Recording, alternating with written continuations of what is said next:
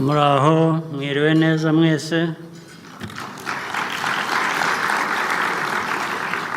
I don't think that needs any translation, but in any case, let's continue.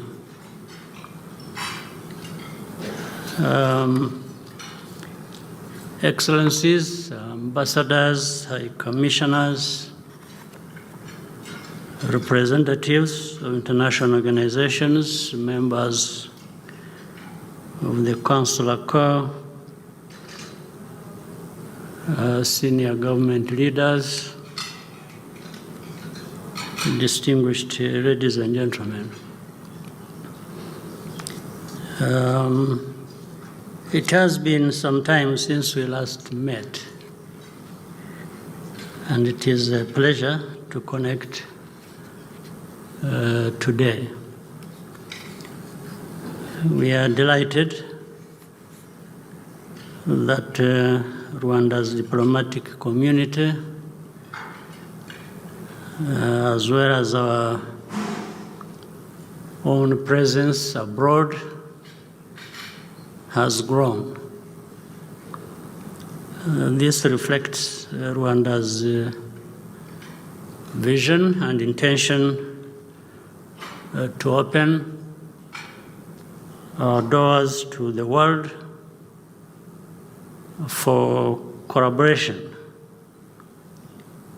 innovation, and mutual growth.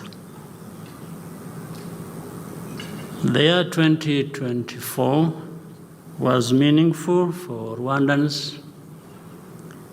We marked the dual anniversaries of Kwibuka 30 and Kwibohora 30, followed by national elections.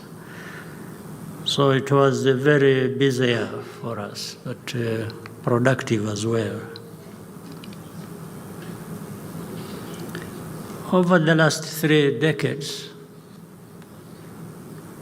you have been with us every step of the way. And we see you as stakeholders, as partners in our transformation journey.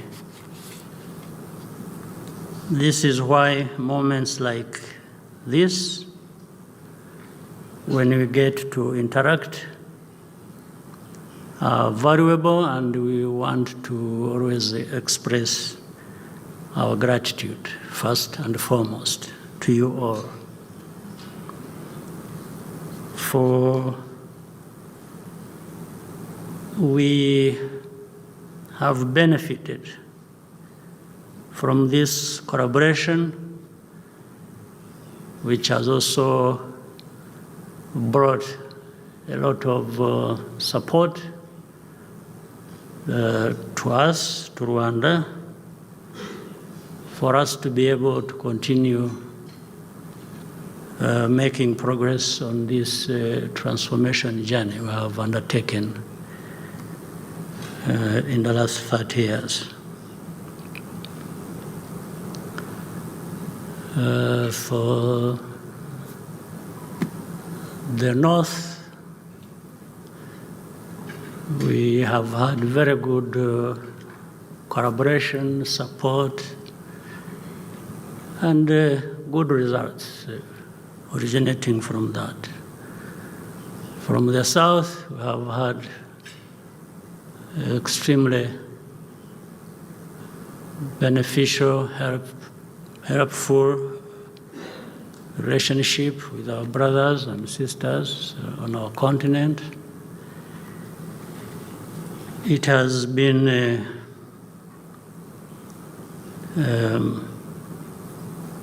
a good journey with everyone. So I take this moment to thank you all very much for this. Now, you know, Earlier I was telling our people when the minister and the representative of the diplomatic corps were taking turns to speak, I asked that mine comes much later for a reason. Because first of all, I want to take time with you.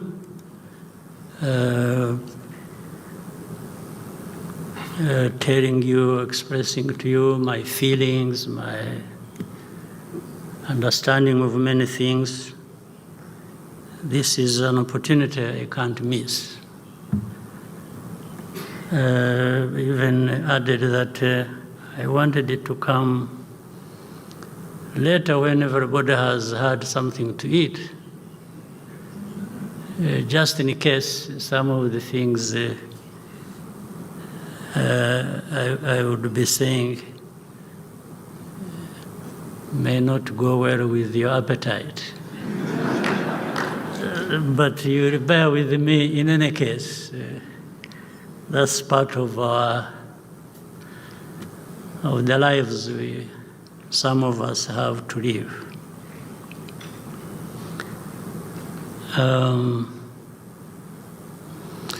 Let me update you on some of the key issues.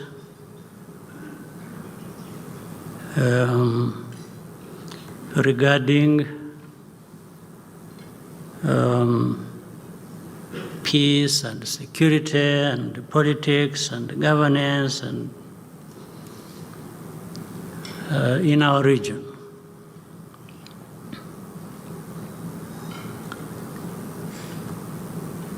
One, in our relationship with each other and the globe as it is divided and so on and so forth. You see, there are people who, and maybe rightly so, it should really be fine. People who talk about, a lot about values and interests, and so that those must be fulfilled. I actually agree.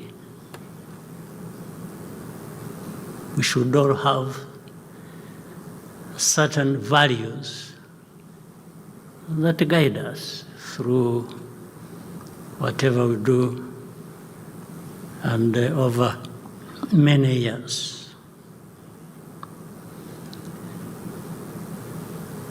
But when you say that, what do you really mean? Do you mean values and interests for some and not for others? Or you mean values and interests that should apply to all of us, irrespective of where we come from? Now, if you have taken a responsibility, a global responsibility to say there are certain values you are going to insist on, you are going to push for as hard as you can, and these ones should also come along with the interests as we know them. Still, that's fine. But it also gives you a responsibility to really walk the talk or to mean what you are saying. If you're talking about values, then I'm sure you mean that, and the first person to respect those values are those who emphasize them.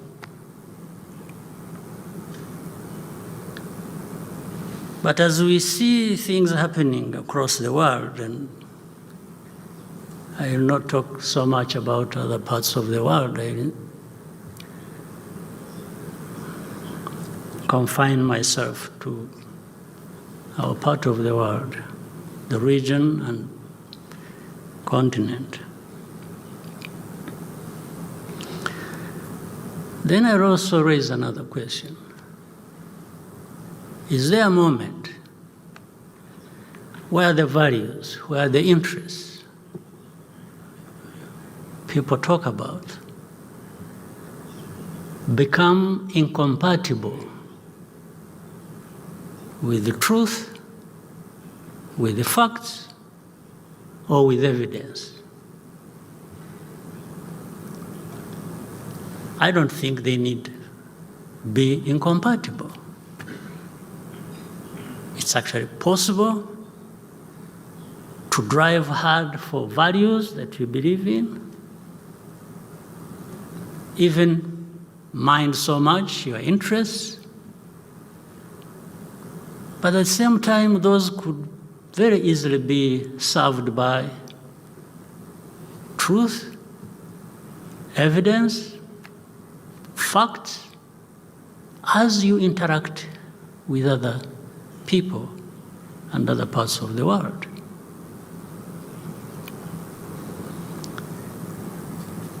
Let me give some examples, and I had the opportunity recently to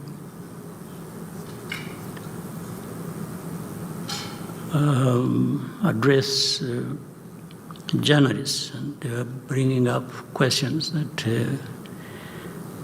are important. On my mind, there is this problem we have in our region. There are many problems across the continent, but let me talk about our region.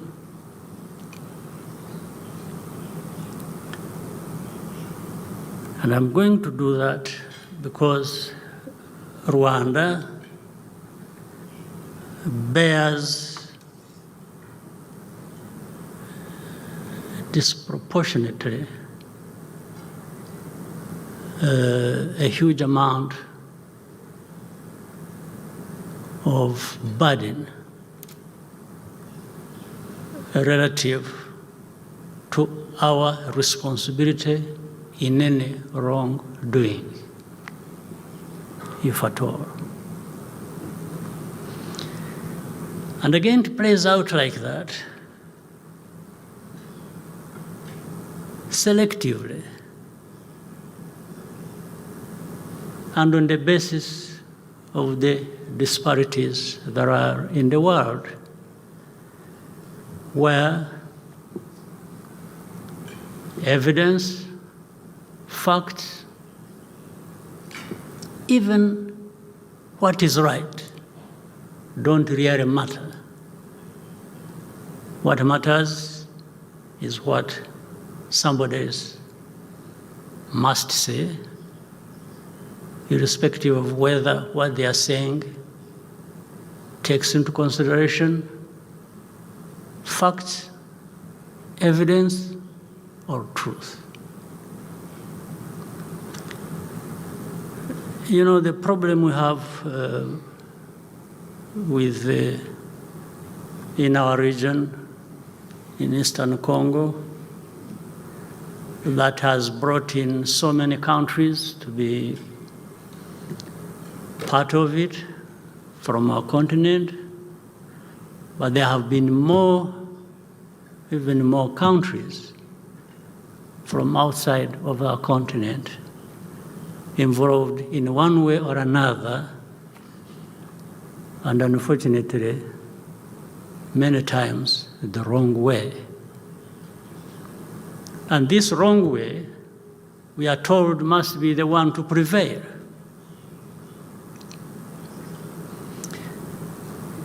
Now, let me start with saying, if you want to really address a problem, there is no better way of doing that than bothering to look at and addressing the root cause of that problem. It doesn't matter how powerful you are. You just stick to the basics of facts, of evidence, of reality.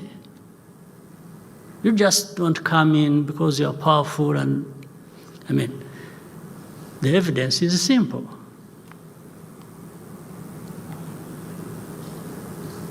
We have had the UN, the peacekeepers under the UN in that country for close to 3 decades. The continued presence for 3 decades, when they went there to address problems, means there are still problems to address, or that actually the first problems to address were not addressed. Otherwise, why would you stay in a place purportedly to address a problem, and you are there for close to 30 years? Normally you would come in, maybe it takes you 5 years, maybe it takes you 10, and you would exit because you would have addressed the problem that brought you. So what are the returns for that investment? Of such a big force,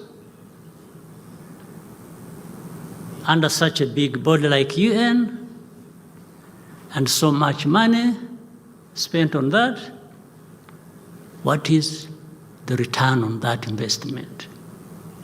Other than continuing to have problems getting worse. That also shows, or maybe prove, this will prove why Rwanda has to carry the burden of this problem. It is a way of escaping responsibility. That's the shortest, easiest answer when people ask, why have you been there for this time and you still want to be there? It means you didn't address the problem. So this easiest answer is no. But Rwanda keeps being part of the problem. Well, what that means, maybe you should get rid of Rwanda, to find a way of removing it from the map of, just find a way like it happened 30 years ago. Rwanda was being destroyed to the point we should not be existing anymore. And again, associated with that, the very people who murdered people here in Rwanda, those who carried out the genocide, still exist, are still armed, are still practicing the ideology of genocide in our neighborhood in Eastern Congo, supported by government, supported by leaders in that place, on the watch of this international community that talks about values, that talks about interests, that deployed this UN force into Congo to actually eradicate, among others, that problem that originated from here, be it the genociders or the ideology itself. And people do it with impunity. And then arguments start. We have had arguments, again, through different quarters of this international community. Oh, you mean these FDLR, these genociders, but are they there? Are they still there? But we are told they are few. We are told, when you say, no, but you see it even in broad daylight. The statements made by government leaders. And you are wondering whether they still exist, whether they are there, or what they are doing, or you pretend for 30 years, you can pretend. Now the problem becomes, oh, Rwanda is in Congo, you have forces in Congo, you are occupying Congo, you are doing what? In this day and age, and even with Rwanda, its capacity, are we people who can actually do that? That limited capacity of ours, but even why? Why do you? What came first? Is it this problem that we have to deal with?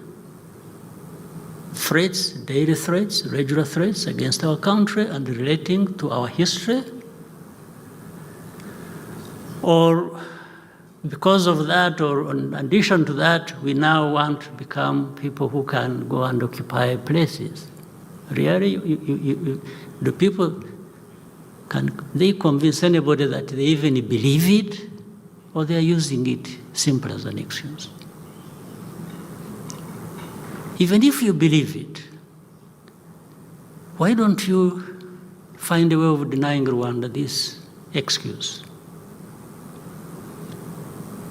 and remove these people from there?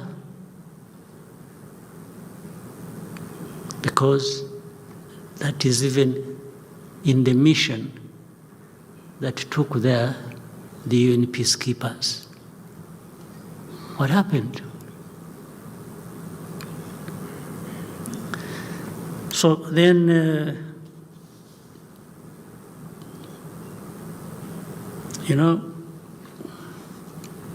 talking about ourselves, I leave many others out of this continent, outside of it. When I see, I know leaders when I see them. I also know idiots when I see them. You can imagine the combination of both of them, the disaster it is. If you are a leader and an idiot, it's a disaster, absolute disaster. It is even worse, even more dangerous, if the very people who hold the power in their hands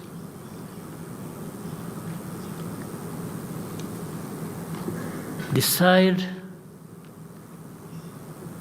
that they will be manipulated and played around for some interest by idiots.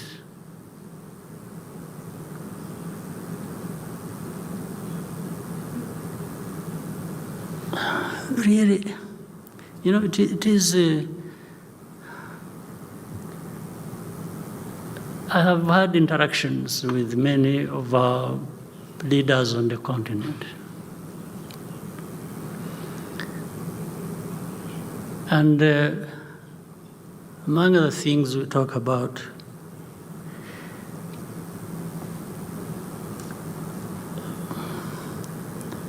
is If we don't take ourselves and what we do seriously, nobody will. Nobody will take us seriously. And we will always remain just neither here nor there, and people doing with us whatever they want without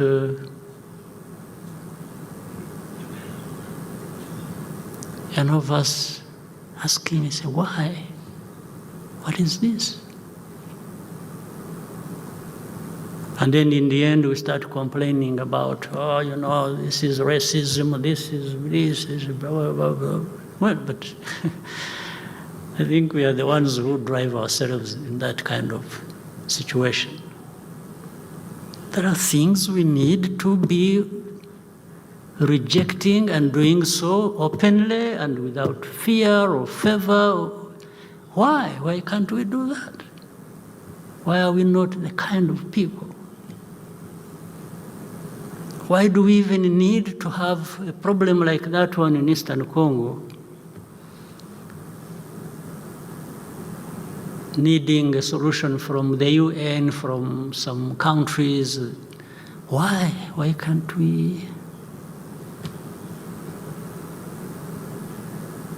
There is no explanation. Now, but at another level, we have a mix of all kinds of things. And that's why we open up ourselves for manipulation. You have seen, or you know, of a so-called group of experts. A group of experts, what do? What are they expert in, actually? They're expert in what? You don't need to be an expert in anything. You just have to toe the line of those using you, of those who put you in place, including the very people from whom originate this problem as of the history that goes way back to colonial times. The colonial times that divided our people here in Rwanda, in our region, and elsewhere. So they come, they are the experts to explain the problem. The problem is not that, do you know why these Kinyarwanda speaking people are in Eastern Congo?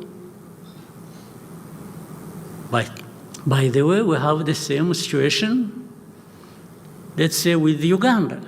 The southwestern part of Uganda has a whole district with a big population of Kinyarwanda speaking. And when I'm talking about Kinyarwanda speaking, I'm not talking about just speaking Kinyarwanda. These are people even who are relatives. There are people in this country, as we speak, who have their uncles, their grandfathers, who live across on the other side of the border, and others who live here in Rwanda. Like, for example, in Uganda, there has never been a problem to do with that district. It has never caused a problem between Uganda and Rwanda. No, they are taken as Ugandans. And we accept that.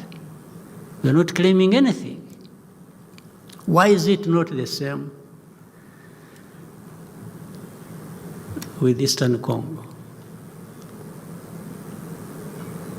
There are simply Congolese who hail from Rwanda as of history, or whatever other ways They happen to have gone there. It's a fact. So, but if you are going to have an expert who is associated in a wrong way with this history, to come and say the problem is something else, not what it is exactly, don't you have a problem? So are you going to be able to address the root cause of this problem when your first thing is to distort the facts and evidence? So that's why it is easy to blame Rwanda for it. We didn't draw borders. By the way, even the genocide ideology that I referred to earlier originates from that beginning of the history. That's where it comes from. So we go on and on and on and on for how long?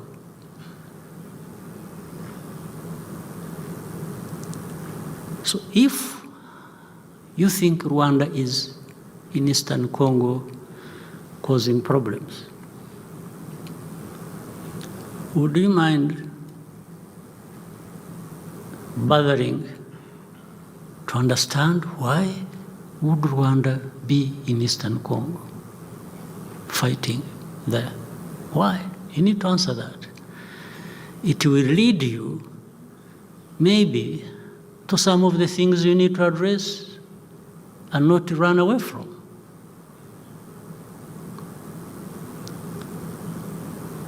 But to simply keep making statements, threatening, doing all kinds of things,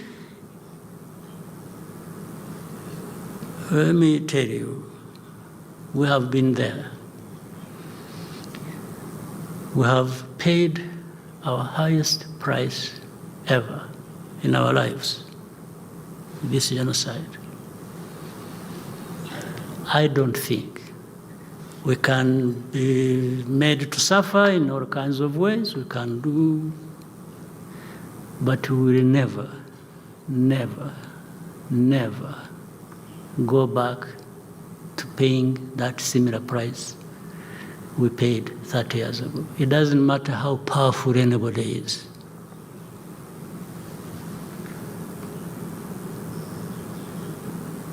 Maybe it will come to a point, if anyone insists on that, then that is maybe one way of wiping Rwanda off the map, because we will not yield an inch. Never.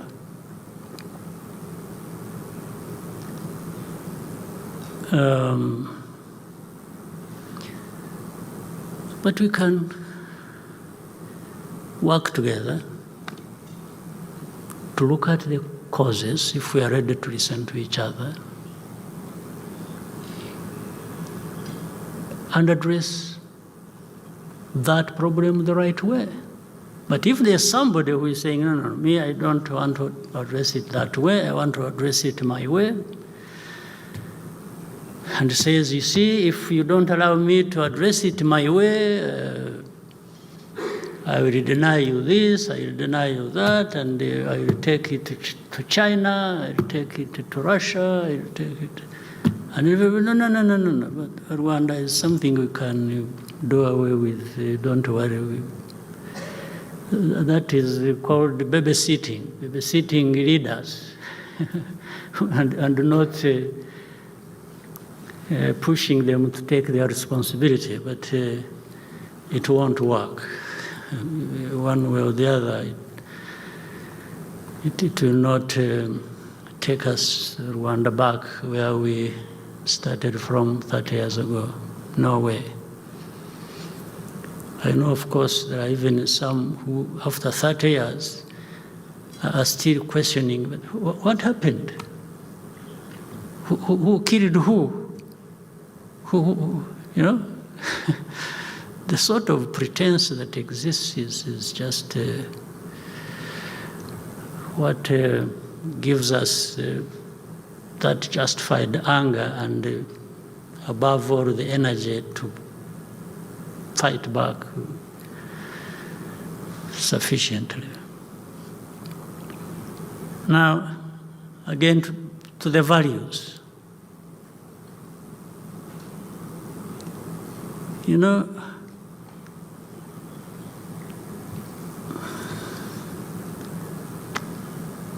I keep telling people, they come, you say, you see everything, yeah, we understand you, you see everything is okay, but you see, we are failing to explain why Rwandan forces are said to be in Congo. Oh, and I asked them, I said, even before we are sure of what we are talking about, can you explain to me why FDLR is in Congo and being supported by a government of Congo, and they have brought in Burundi under the same ideology and supposedly to fight M23, which is of Tutsi ethnicity, therefore related to Kagame and others, and these ones have no chance of living. They need to be gotten rid of. So you leave all that intact, and then you come to complain about Rwanda possibly having a force in Eastern Congo. What do you think you're really talking about? And then you say, okay, you see, you know, defensive measures that Rwanda has taken should be removed, and we shall make sure that, you know, FDLR, we get rid of it. That has been 30 years there and they have not gotten rid of it. And then you say, oh, we shall convince the government in Kinshasa. After all, you know, it is not the president who is the problem. It is his advisors, and it is, you know, these ones who are openly talking about genocide ideology are just some people. We are going to tell him to take care of them and to put them aside. I mean, this story has gone on.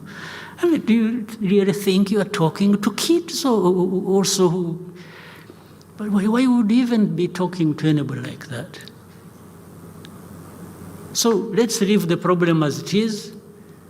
Use Rwanda, be silent about it, and we'll see how we can address it. And then recently, oh, Rwanda blamed, we didn't go to Rwanda. Rwanda, I'm friends with the Angolans and the president and Rwanda and so on. But that was not a visit of that kind. It was a visit to address problems. It was not a visit to have an opportunity to take pictures and... No. It's not going to be the case. The problem must be addressed, and it can be addressed.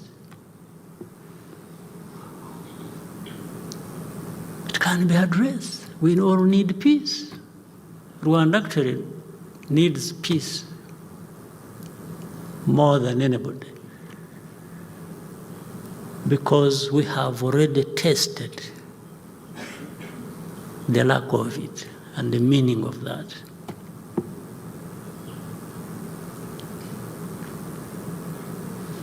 And then to see the double standards and the hypocrisy that add up to really nothing. You know, we talked earlier about elections we had here and so on and so forth. And so people tell us they want democracy everywhere. I encourage elections. The person who is causing problems in this situation I'm talking about between Rwanda and DRC has never, twice, been elected. And you know it. You know it. But this is why I was saying it doesn't matter evidence, it doesn't matter facts, it doesn't matter the claim. It's just what you think applies to you for that moment, for your benefit. The rest doesn't matter. This man, Tshisekedi, was never elected first. He didn't at all. And you know it. So I'm not telling anyone, only that you don't talk about it publicly, I'm talking about it publicly. That's the only difference. You know it. The second time, nothing happened, and you know it. So, what values are you telling us that you beat up some people for, and then others you don't know what to do? So you think I realize that and really respect you for it, or even listen to what you tell me that doesn't add up to anything?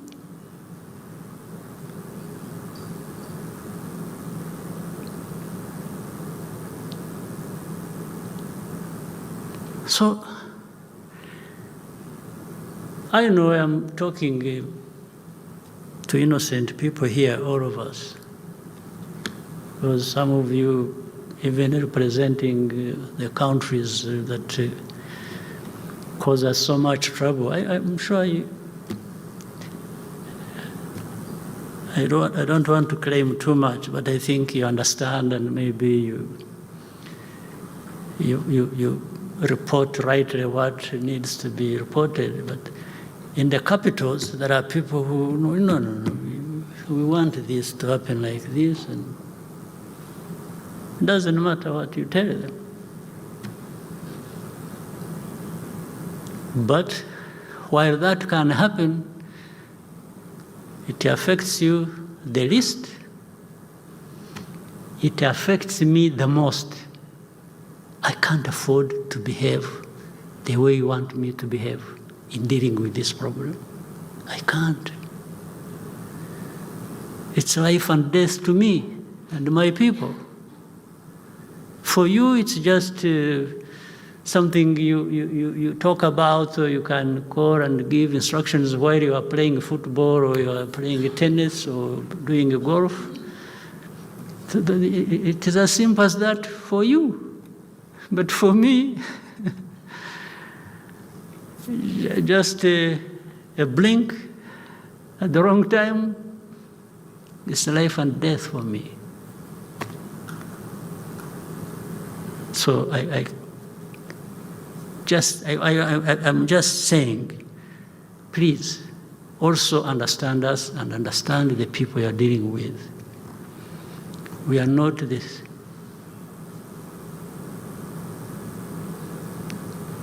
Same old idiots you dealt with 50 years ago.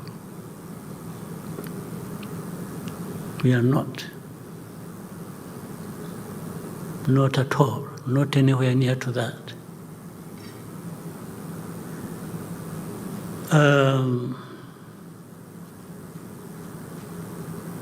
So if you espouse these values, the values that are so much talked about, I want again to say there is no incompatibility in espousing these values that you talk about, and I agree with.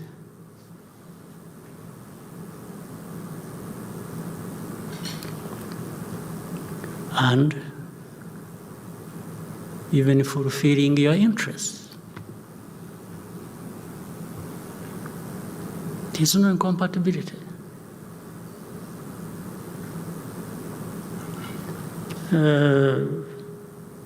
So, abiding by these values also must cost you something.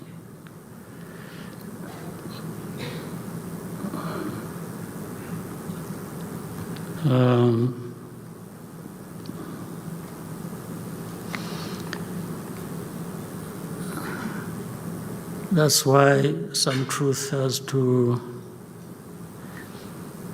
the partners, we are even told, want you to develop, to prosper, to do this, to do that. At the same time, I remembered a story. There's something called AGOA, African Growth Opportunity Act. We were part of. It's a wonderful thing, really well thought out. But little did we know it was to serve some of us more than others. And what I mean is this. Rwanda, we made a mistake, a happy mistake. We made a mistake of saying, you know what, we have found some way of growing our textile industry because there was an effort, it is continuing, and please, we want to reduce on and even get rid of, in the region they call it chagua. Chagua, these are second-hand clothes. We would be shipping into Rwanda tons and tons of this. And he said, we can't grow our industry when we are giving preference to this. The next day, but we did it believing that actually this provision for AGOA was to help us make progress. And then he said, what was unfortunate, we agreed with some countries in the region to do that. And then before we realized, all the countries who had been discussing this matter and agreeing to the approach had been persuaded into reversing their decision, and they didn't tell us. So the next day, we were being struck off the list of those countries who benefited from AGOA, just because Rwanda's stubbornness. How dare you refuse Chagua? How did you refuse Chagua to enter your country? And we explained, we begged, we said, sir, we thought, so that's how so really, what is this that we are talking about? From that time, it's several years ago to this day, but those with the oil, with abundance of minerals and so on, and who are not stubborn, those are the ones who continue to benefit. So I pointed out all of those things. You just get a feel of what is it that is happening that we should, what is it that is right, what is it that is wrong for one to do and to make progress. You can't be sure. And meaning you can't be yourself, you can't decide for yourself, you have to wait until somebody says, I want you to do this, you should be doing this, including telling you that you should be making yourself open to some vulnerabilities, like you should keep quiet, you should do nothing about dealing with the insecurity around your borders. Well, but insecurity around my borders affects me. It doesn't affect you, it affects me. You're not even ready to help me to actually be able to deal with my situation. Now they start, oh, no, you see, Rwanda, they started striking us off some lists of beneficiaries for that. They even say we have, but when they found out it was not the case, when they said, you know, something to do with the child soldiers. You know, I convened a meeting and I called the commander and said, do we have children in our army? He said, I've never known this. They said, no, sir, there is no truth in that. But what you are being accused of is that the country is being associated with child soldiers, an entity that has child soldiers in another country. I said, oh, at least on that one, even if it is wrong thing by somebody against me, and there's nothing I can do about it, I just relax and keep quiet. So we kept quiet. There are things we can't, we have nothing to do about, and we can't do anything. So we just become humble and wait it out. Then we have operations in Mozambique, in Central African Republic. And by the way, for Central African Republic, we're asked by the country to go and help. And we were also asked by the countries, developed countries, actually that we should help. And we agreed. When we agreed and went there, the country that asked us to help and even airlifted us to that place, we never heard from them a few months after. And then we were asked to do the same in Mozambique. We went there. Before we realized, when we were telling Mozambique and the partners, and say, you know what, we are able to do what we can do, but we can't do everything.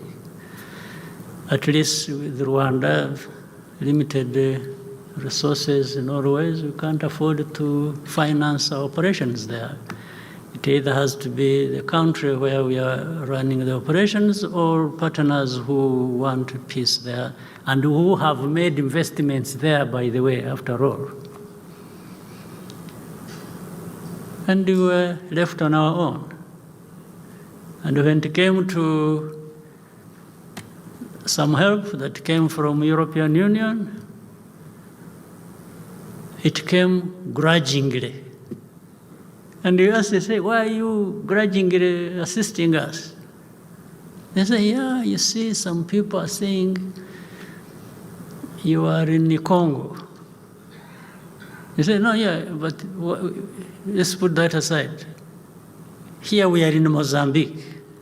You're talking about Mozambique. So are you going to punish Mozambique for our crimes, for our offenses, for doing what you don't like in DRC? It is a bizarre situation. why don't you take care of Mozambique and help them? And for us, we are helping Mozambique. If you are helping us to help Mozambique, you are still helping Mozambique. It has nothing to do with Congo. For Congo, we shall handle that with you and anybody else who is interested on the merits of that situation. But the mix-up is so confusing that, so in short and in summary, and I should end here in a moment. The relationship across comes out as, I think somebody needs to give a direction. You can't have things going in all directions when you really want certain, if you want peace, there is a way to get peace. And that is addressing the root causes and doing things the right way. If you want development, you need peace.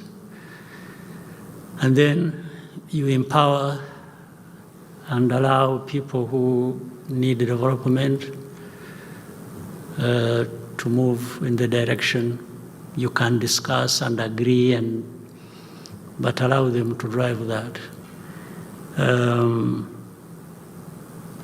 If you are talking about interests, I have said values, the right thing, whatever it is, the truth, the evidence is not incompatible with interests. But if you drive it in the direction that is messy already and think that is the right way, I think we end up with nothing. So, dear friends,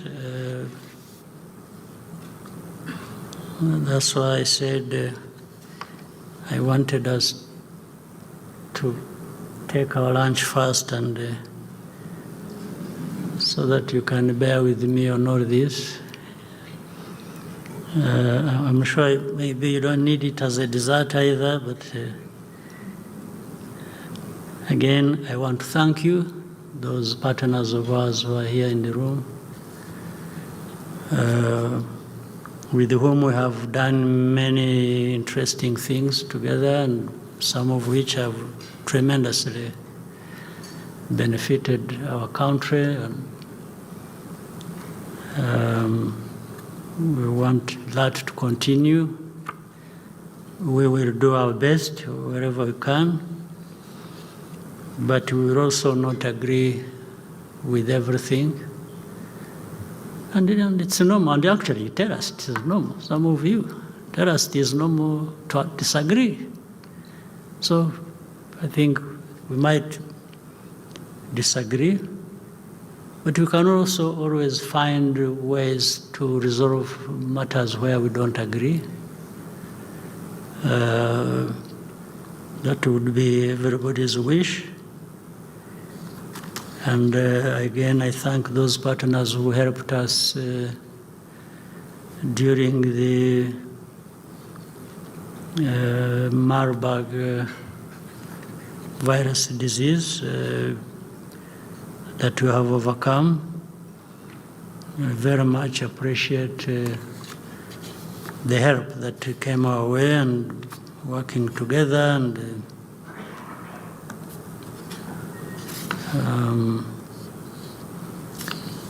so I wish you once again, I have done that before,